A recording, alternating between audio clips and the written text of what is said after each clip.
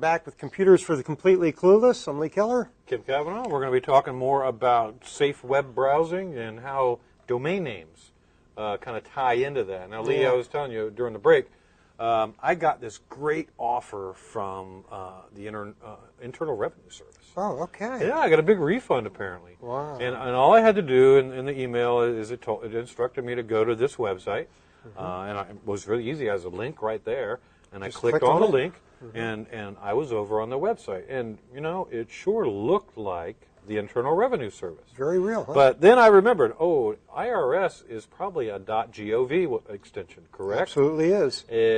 Yeah, it's a government website. But when I looked at that page, what I saw was a .cn. CN? CN. And CN is one of those domain extensions for another country. Really? And in this case, it's China. Now, I know there's been a lot of outsourcing going on, Lee, but something told me IRS isn't outsourcing. that the IRS has not outsourced their work to China, and they're certainly not, asking me for my account information so they can transfer funds to me to my bank. Well, there's probably a fee for that. There may be a fee, but all they really want me to do was fill out this form, give them all my bank information, and they were going to take care of me. Okay. But what tipped me off, number one, was the domain extension, okay? And obviously I'm a pretty experienced web browser at this point in my life, but when I saw .cn, I just had to laugh because, it's obviously not the real Internal Revenue Service. Yeah. Now, you got this in your email initially? I did. I got it initially. So this is a form of phishing. That's right. It's called phishing, and it's a way for these crooks, basically. They put up a fake website. It looks like the real website, but one of the ways you can tell is it doesn't have the same domain name and extension. And it might have it in the link that you click on because that's just words. Right. The link can be made to appear like anything. Yeah. Right, but when you actually land on the website and you look at your address bar, you can tell if you are where you think you should be. If you're not, it's time to close that window and trash the email. Okay. Now, we're in Firefox here. And, okay.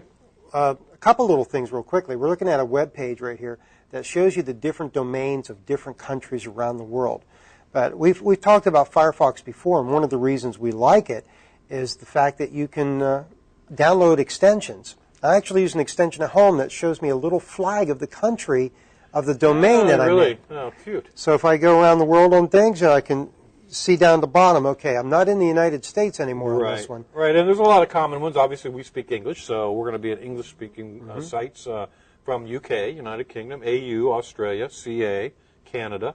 So those are probably going to be the ones that you're most commonly going to hit that are going to have information in English. But if we look at these real quickly, I mean, you'll see a lot of these here. These are different extensions that you can see.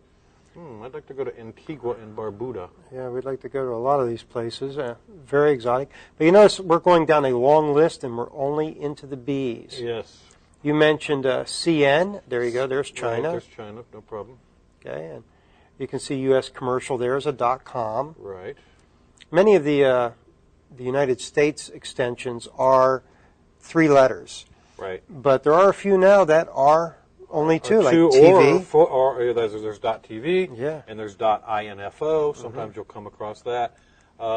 So that's one of the methods that you can use to make sure that you are where you should be on a trusted Check your extension. site. And that's to just look at the domain name.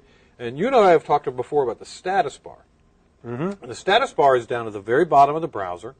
And if I'm looking somewhere on a web page, one of the things I like about the status bar is when I put my mouse over the link, it's going to show me the address of where it is I'm going to go. If I can get Courtney to go down into the lower left corner there, right. I've moved over a link, and in the very lower left, you can see where I will go if I click on it. And sometimes you see something that you may think, that's not really where I want to go. And you don't want to click on it. Right, and I don't want to click on it, and it's not necessarily because it's something evil, it's just that's not really what I had in mind. But I have seen the ones that are very bad there where, it'll say that, okay, go to this banking site or something, right. And it's totally it looks bogus. like bankofamerica.com, and then you put your cursor on the thing, and it's this URL that's this long. Very long to help confuse you, and it might be something that has like .ru/bankofamerica.com right.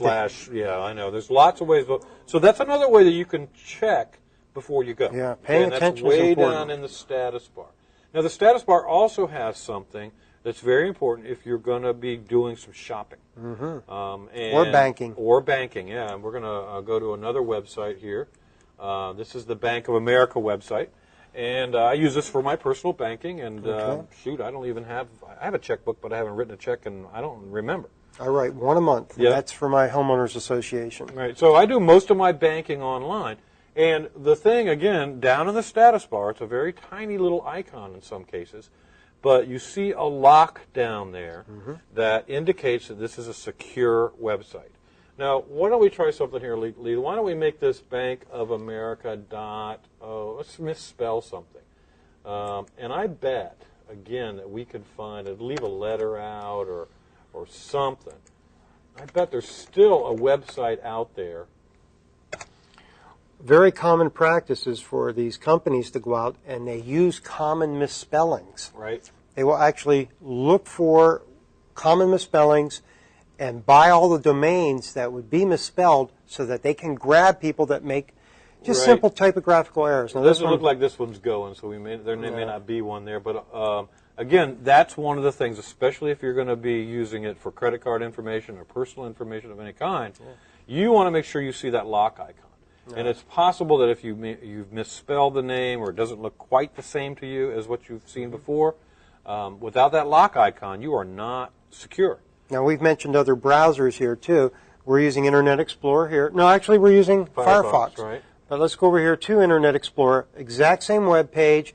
Okay. The lock's in a different place, but you still have that lock down in the lower right corner. Right. Which, that's very important that you look for. I've been on sites that claim to be secure, and they don't have a lock, and I can't work there. Yeah, I understand, and it's that it may be a small thing, but it's rather important that you don't give information to an unsecure website. Yeah, you have to be careful with this. And basically, to be secure, those sites have to have a certificate on file for that domain name that registers the company and allows them to issue a certificate, basically, that comes to your browser. So basically, when you visit that site, it sends a little stream of data that says, this is a secure website, lock that lock icon, we're good to go. All right, so we're going to be wrapping things up here, I think. Okay, and in our last segment, we're going to be talking about good, accurate web searches, Lee. Some simple tips and tricks to get to information that matters to you. We'll see you in a minute.